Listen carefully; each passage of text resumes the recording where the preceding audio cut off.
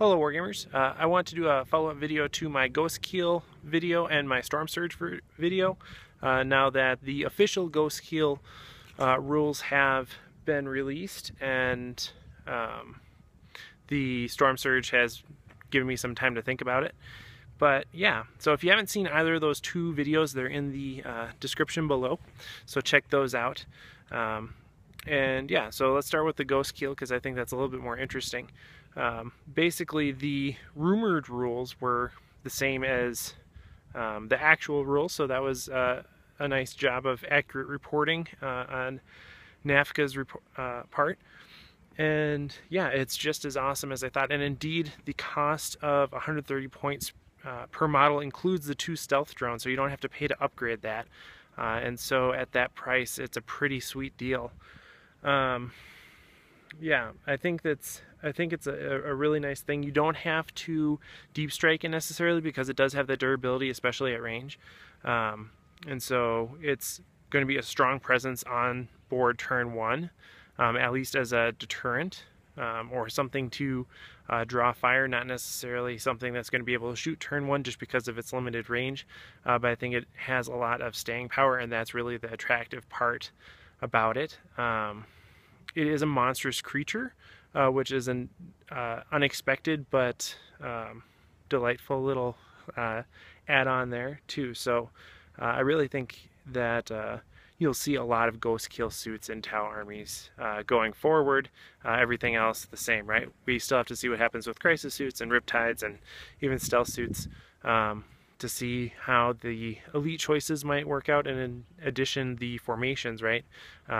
Whatever the Decurion Tau formations are going to look like will probably influence this a lot as well. So yeah, Ghostkeel looking better by the second. The Stormsurge, you know, on that video and on the Supremacy Armor video, I got a lot of comments saying, hey, listen bro, you can only fire all your weapons at everything. It doesn't matter. You don't have to stick to 2 weapons. You can fire at whatever you want, and that's fine. I didn't realize that LVO had an FAQ on this apparently, and it's widely accepted that gargantuan creatures can fire all their weapons. I had perceived it as being a little bit more nebulous than that, so please guys stop commenting. I get the point. It's cool if everyone's on board that gargantuan creatures can fire all their weapons. Great. That's awesome. That means, of course, that it does make a difference what secondary weapons you choose for your Stormsurge, and I think the AFP is probably a good choice still.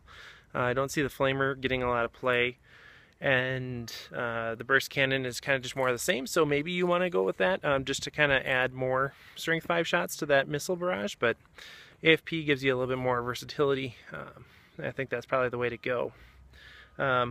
Thinking about it a little bit more too, I think if Hammerheads get a D option, I think they're going to be a strong contender for giving that high power damage output.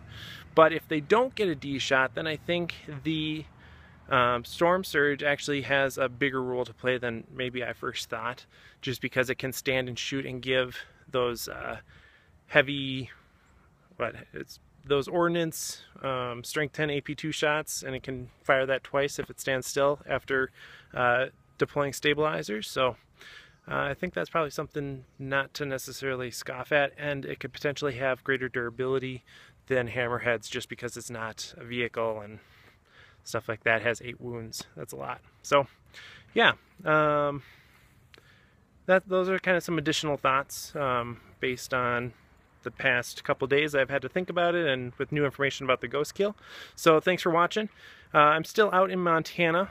You can see some cows back there maybe. I don't know, there's cows over there and mountains over there. Beautiful out here. So if you live in Montana, you're a lucky dog. If you don't live in Montana, I recommend visiting.